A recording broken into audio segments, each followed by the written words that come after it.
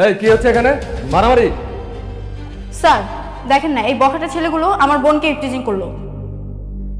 Arrest him.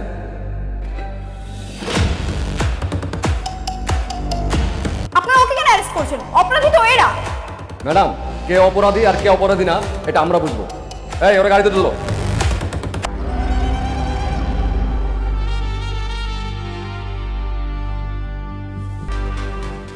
Sir, আপনি আমার ধরছেন বুঝলাম, ঠিক আছে, কিন্তু যারা ওই মেয়েটারে ডিস্টার্ব করতেছিল একবারে ছেড়ে দিলেন কেন? ওদের আমার দরকার না, আমার দরকার আপনাকে। গাড়ি থামান, আমি আপনাদের সাথে যাবো না। এই গাড়ি থামান, ড্রাইভার সাহেব গাড়ি থামান বলতেছি। তাই ছাড়েন, ছাড়েন আপনারা, কি করতেছেন? গাড়ি থামান, আমি যাবো না।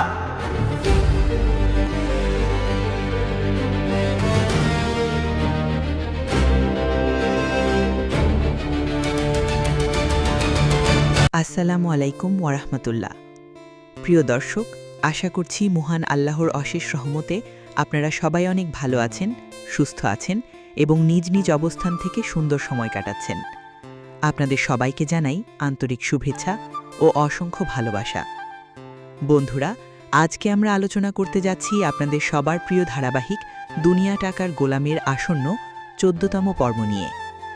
সাম্প্রতিক পর্বের ঘটনাগুলো দেখার পর দর্শকদের মনে অসংখ্য প্রশ্ন জমে রয়েছে। সামনে গল্প কোন দিকে মোড় নেবে, কার জীবনে নতুন বিপদ নেমে আসবে, কার মুখোশ খুলে যাবে, আর কোন চরিত্রের জীবনে অপেক্ষা করছে সবচেয়ে বড় ধাক্কা, এসব বিষয় নিয়েই আজকের এই বিস্তারিত বিশ্লেষণ। আজকের ভিডিওতে আমরা আগামী পর্বে কি কি বড় টুইস্ট আসতে পারে, কোন ঘটনাগুলো গল্পকে নতুন দিকে নিয়ে যেতে পারে এবং সাম্প্রতিক পর্বের বিভিন্ন গুরুত্বপূর্ণ দৃশ্য থেকে কী ধরনের ইঙ্গিত পাওয়া যাচ্ছে সেসব বিষয় ধাপে ধাপে আলোচনা করব। আপনাদের অনেকেই অনুরোধ করেছিলেন প্রতিটি ঘটনা যেন শুধু সংক্ষেপে নয়, বরং বিশ্লেষণ করে বিস্তারিতভাবে তুলে ধরা হয়। তাই আজকের এই স্ক্রিপ্টটি সেই অনুরোধের কথা মাথায় রেখেই তৈরি করা হয়েছে। আমরা চেষ্টা করব প্রতিটি গুরুত্বপূর্ণ দৃশ্যের সম্ভাব্য দিকগুলো যুক্তিসঙ্গতভাবে বিশ্লেষণ করতে, তবে নাটকে যা দেখানো হয়েছে তার বাইরের কোনো তথ্য যোগ না করে। কারণ একটি ভালো রিভিউ শুধু গল্প বলার মধ্যেই সীমাবদ্ধ থাকে না, বরং গল্পের ভেতরে লুকিয়ে থাকা ইঙ্গিত, চরিত্রগুলোর মানসিক অবস্থা এবং ভবিষ্যতের সম্ভাব্য মোড় নিয়েও দর্শকদের ভাবতে শেখায়। মূল আলোচনায় যাওয়ার আগে আপনাদের প্রত্যেককে আমাদের পুরো টিমের পক্ষ থেকে জানাই আন্তরিক ভালোবাসা এবং অসংখ্য ধন্যবাদ। আপনাদের প্রতিটি লাইক, প্রতিটি কমেন্ট, প্রতিটি শেয়ার এবং প্রতিটি উৎসাহ আমাদের আরও ভালো কন্টেন্ট তৈরি করার অনুপ্রেরণা দেয়। আপনাদের এই অকৃত্রিম ভালোবাসার প্রতিদান হিসেবে আমাদের পক্ষ থেকে একটি বিশেষ সারপ্রাইজ আয়োজন করা হয়েছে। আমাদের নিয়মিত দর্শকদের মধ্য থেকে যারা প্রতিনিয়ত ভিডিওতে লাইক, কমেন্ট এবং শেয়ারের মাধ্যমে আমাদের পাশে থাকেন, তাদের মধ্য থেকে লটারির মাধ্যমে কয়েকজন সৌভাগ্যবান দর্শককে আকর্ষণীয় উপহার দেওয়া হবে। তাই আপনারাও যদি এই আয়োজনে অংশ নিতে চান, তাহলে এখনই ভিডিওটিতে একটি লাইক দিন এবং কমেন্ট বক্সে জানিয়ে দিন আপনি বাংলাদেশের কোন জেলা থেকে কিংবা পৃথিবীর কোন দেশ থেকে আমাদের এই ভিডিওটি দেখছেন। বিশেষ করে আমাদের প্রবাসী ভাইয়েরা যারা দূর দেশে থেকেও নিয়মিত আমাদের ভিডিও দেখেন এবং ভালোবাসা দিয়ে পাশে থাকেন, আপনারাও অবশ্যই কমেন্টে নিজের অবস্থানের দেশের নাম লিখে জানিয়ে দিন। পাশাপাশি সদ্য প্রকাশিত ১৩তম পর্ব আপনাদের কেমন লেগেছে, কোন দৃশ্যটি সবচেয়ে বেশি ভালো লেগেছে কিংবা কোন চরিত্রের অভিনয় আপনাদের সবচেয়ে বেশি মুগ্ধ করেছে, সেটিও অবশ্যই কমেন্টে লিখে জানাবেন। এবার চলুন মূল আলোচনায় প্রবেশ করা যাক। বন্ধুরা, সদ্য প্রকাশিত ১৩তম পর্বে গল্প যেভাবে মোড় নিয়েছে তা সত্যিই দর্শকদের অবাক করে দিয়েছে। এই পর্বে শুধু একটি ঘটনা নয়, বরং একাধিক চরিত্রের ভেতরে দীর্ঘদিন ধরে জমে থাকা ক্ষোভ, প্রতিশোধের আগুন, ক্ষমতার লোভ এবং অর্থের মোহ একসঙ্গে বিস্ফোরিত হতে দেখা গেছে। প্রতিটি দৃশ্যই ছিল টানটান উত্তেজনায় ভরা এবং প্রতিটি সংলাপ যেন গল্পকে আরও গভীর করে তুলেছে। সবচেয়ে আগে যদি রিশাদের চরিত্র নিয়ে কথা বলা হয়, তাহলে বলতে হবে এই পর্বে তার ক্ষমতার লোভ এবং স্বার্থপরতার চরম রূপ ফুটে উঠেছে। সে সম্পদের নেশায় এতটাই অন্ধ হয়ে পড়েছে যে নিজের পরিবারের একজন সদস্যের প্রতিও ন্যূনতম মানবিকতা দেখাতে রাজি নয়। আমরা দেখি বড় ভাবি ফাতেমাকে একটি নির্জন স্থানে আটকে রেখে তাকে ভয়ভীতি দেখানোর চেষ্টা করা হয়। উদ্দেশ্য একটাই, কোম্পানির সমস্ত সম্পত্তি এবং পাওয়ার অফ অ্যাটর্নি নিজের নিয়ন্ত্রণে নিয়ে আসা। এই দৃশ্যে রিশাদের আচরণ দেখে স্পষ্ট বোঝা যায় অর্থ এবং ক্ষমতার লোভ মানুষকে কতটা নিষ্ঠুর করে তুলতে পারে। সে যেন ভুলেই গিয়েছিল যার উপর সে চাপ সৃষ্টি করছে তিনি তারই পরিবারের একজন। এই নির্মম আচরণ দর্শকদের মনে রিশাদের প্রতি আরও বেশি ক্ষোভের জন্ম দিয়েছে। তবে গল্পের সবচেয়ে বড় মোড় আসে ঠিক এরপর। যখন মনে হচ্ছিল রিশাদ হয়তো নিজের পরিকল্পনায় সফল হয়ে যাবে, তখনই পরিস্থিতি সম্পূর্ণ বদলে যায়। ফাতেমা ম্যাডামের পাঠানো লাইভ লোকেশনের সূত্র ধরে অত্যন্ত দ্রুত এবং পরিকল্পিতভাবে ঘটনাস্থলে পৌঁছে যায় শেহজাদ চৌধুরীর বিশ্বস্ত সহকারী শাফিজ এবং তার পুরো টিম। এই দৃশ্যটি ছিল পুরো পর্বের অন্যতম আকর্ষণীয় মুহূর্ত। বড় বড় কালো প্রিমো গাড়ি, প্রশিক্ষিত নিরাপত্তাকর্মী এবং সংগঠিত উপস্থিতি সব মিলিয়ে বোঝা যায় শাফিজ শুধু একজন সাধারণ সহকারী নন, তিনি দায়িত্ব পালনের ক্ষেত্রেও অত্যন্ত দক্ষ এবং বিচক্ষণ। তিনি অত্যন্ত দৃঢ়তার সাথে রিশাদকে ঘিরে ফেলেন এবং স্পষ্টভাবে বুঝিয়ে দেন যে ক্ষমতার দম্ভ সবসময় স্থায়ী হয় না। রিশাদ যে নিজের প্রভাবের ওপর ভর করে সবকিছু নিয়ন্ত্রণ করতে চেয়েছিল, সেই আত্মবিশ্বাস মুহূর্তের মধ্যেই ভেঙে পড়ে। এরপর তার ব্যাংক অ্যাকাউন্ট এবং কোম্পানির নিয়ন্ত্রণ সংক্রান্ত গুরুত্বপূর্ণ সিদ্ধান্তের মাধ্যমে আরও একবার বোঝানো হয় যে শেহজাদ চৌধুরীর গড়ে তোলা সাম্রাজ্য এখনও শক্ত ভিত্তির উপর দাঁড়িয়ে আছে। শেহজাদ সামনে না থাকলেও তার বিশ্বস্ত মানুষগুলো এখনও সেই দায়িত্ব যথাযথভাবে পালন করে যাচ্ছে। অন্যদিকে এই পর্বে ঋতুর চরিত্রেও আমরা একটি বড় পরিবর্তন দেখতে পাই। সে শুধু একজন স্ত্রী হিসেবেই নয়, বরং একজন আত্মমর্যাদা সম্পন্ন এবং ন্যায়ের পক্ষে দাঁড়ানো মানুষ হিসেবেও নিজেকে প্রতিষ্ঠিত করেছে। যখন সে জানতে পারে যে তার স্ত্রী গোলামের উপর অফিসে অন্যায়ভাবে হাত তোলা হয়েছে এবং আরও কষ্টের বিষয় হল সেই অন্যায়কে তার নিজের মাও সমর্থন করেছেন, তখন সে আর চুপ করে থাকে না। সে স্পষ্ট ভাষায় জানিয়ে দেয়, অন্যায়কে কখনোই সমর্থন করা যায় না, সেই অন্যায় নিজের পরিবারের কেউ করলেও নয়। ঋতুর এই অবস্থান তার চরিত্রকে আরও শক্তিশালী করে তুলেছে। সে বুঝিয়ে দেয় যে চাইলেই কেউ কারো আত্মসম্মান নষ্ট করতে পারে না। এই সংলাপ শুধু একটি প্রতিবাদী নয়, বরং অন্যায়ের বিরুদ্ধে একটি শক্তিশালী জবাব হিসেবেও দর্শকদের মনে দাগ কেটে যাবে। মা ও ছেলের এই করুণ পরিণতি গল্পকে আরও আবেগঘন এবং নাটকীয় করে তুলতে পারে। এবার আসা যাক গল্পের দ্বিতীয় এবং সম্ভবত সবচেয়ে রোমাঞ্চকর অধ্যায়, দাউদ খানের নতুন ষড়যন্ত্র এবং গোলামকে ঘিরে তৈরি হওয়া বিপদের কালো ছায়া। গল্পের বর্তমান অবস্থান অনুযায়ী বোঝা যাচ্ছে দাউদ খান এখন নিশ্চিত যে শাহজাদ চৌধুরী এখনও জীবিত। যদিও শাহজাদ নিজের অতীত ভুলে গোলাম পরিচয় জীবন কাটাচ্ছে, তবুও দাউদ খান বুঝে গেছে যদি কোনোদিন তার স্মৃতি পুরোপুরি ফিরে আসে, তাহলে বহুদিন ধরে গড়ে তোলা তার আন্ডারওয়ার্ল্ড সাম্রাজ্য মুহূর্তের মধ্যে ধসে পড়তে পারে। এই কারণেই এবার সে আর কোনো ঝুঁকি নিতে চাইবে না। আগামী পর্বে দেখা যেতে পারে শাহজাদকে চিরতরে সরিয়ে দেওয়ার উদ্দেশ্যে দাউদ খান তার সবচেয়ে দক্ষ এবং প্রশিক্ষিত ভাড়াটে হামলাকারীদের মাঠে নামায়। তাদের একটাই লক্ষ্য, যে করেই হোক শাহজাদকে শেষ করে দেওয়া।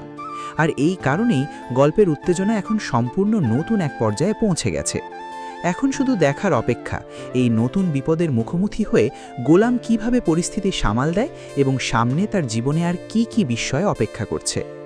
এবার চলুন আগামী 14তম পর্বে কি কি নাটকীয় মোড় দেখা যেতে পারে তা নিয়ে বিস্তারিত আলোচনা করা যাক। প্রথমেই যদি রিশাদ এবং তার মায়ের প্রসঙ্গে আসি, তাহলে আগামী পর্বে তাদের জীবনে এক বড় ধাক্কা নেমে আসতে পারে।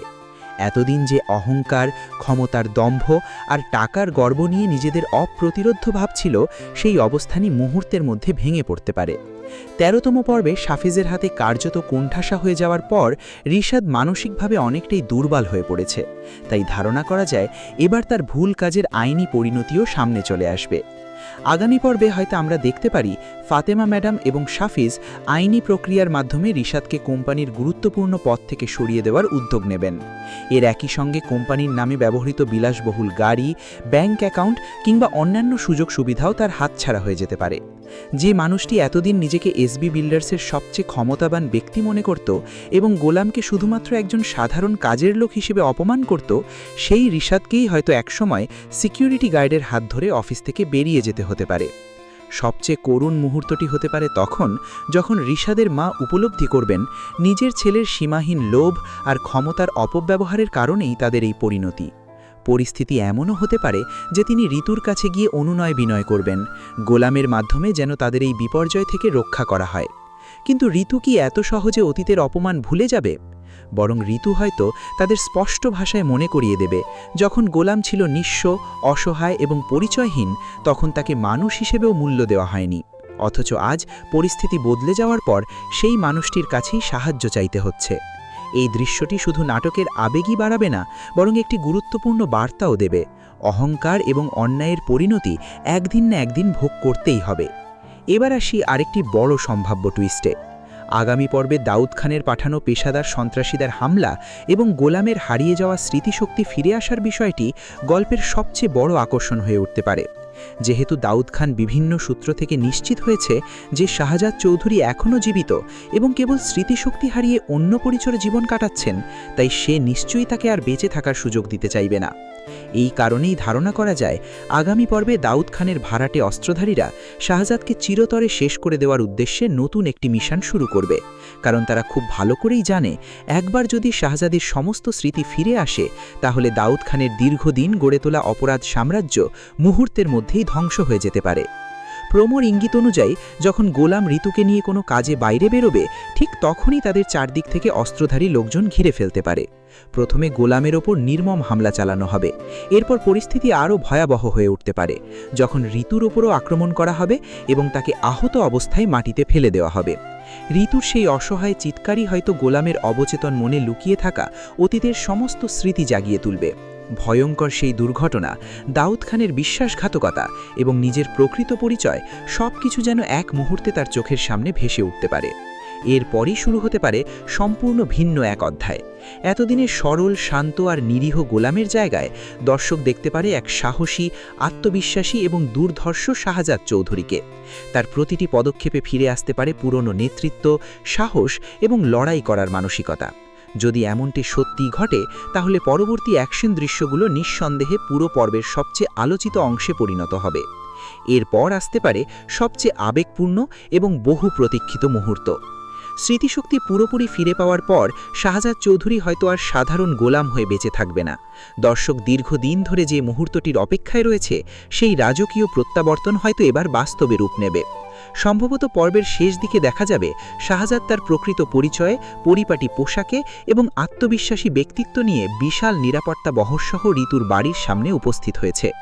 এতদিন যারা তাকে তুচ্ছ তাচ্ছিল্য করেছে, অপমান করেছে এবং কাজের লোকের বেশি কিছু ভাবেনি, তারা হঠাৎ করেই বাস্তবতার মুখোমুখি দাঁড়াবে। ঋতুর মা নিশিধা এবং ঋষাদ যখন জানতে পারবেন যে তাদের অবহেলিত সেই গোলামি আসলে একজন প্রভাবশালী ও ধনী ব্যবসায়ী শাহজাদ চৌধুরী, তখন তাদের সমস্ত অহংকার মুহূর্তের মধ্যে ভেঙে পড়তে পারে। তারা নিজেদের ভুল বুঝতে পেরে ক্ষমা চাইতে এগিয়ে আসতে পারেন। কিন্তু শাহজাদ কি অতীতের সব অপমান এত সহজে ভুলে যাবেন, নাকি তিনি শুধুমাত্র সেই মানুষটিরই হাত ধরবেন যে তার দারিদ্র্য, অসহায়ত্ব এবং পরিচয়হীন অবস্থাতেও তাকে নিঃস্বার্থভাবে গ্রহণ করেছিল? সম্ভবত তিনি সোজা গিয়ে দাঁড়াবেন ঋতুর সামনে। আবেগে ভেজা সেই মুহূর্তে ঋতুর চোখে আনন্দ আর স্বস্তির অশ্রু ফুটে উঠতে পারে। আর শাহজাদ হয়তো তাকে বলবেন, যখন আমার কোনো পরিচয় ছিল না, কোনো সম্পদ ছিল না, তখনও তুমি সবার সামনে আমাকে নিজের স্বামী বলে সম্মান দিয়েছিলে। আজ আমি যা কিছু অর্জন করেছি তার সবচেয়ে বড় প্রাপ্য তুমি। যদি এমন একটি দৃশ্য সত্যিই পর্দায় আসে, তাহলে সেটি নিঃসন্দেহে পুরো সিরিজের সবচেয়ে আবেগপূর্ণ এবং স্মরণীয় মুহূর্তগুলোর মধ্যে একটি হয়ে থাকবে।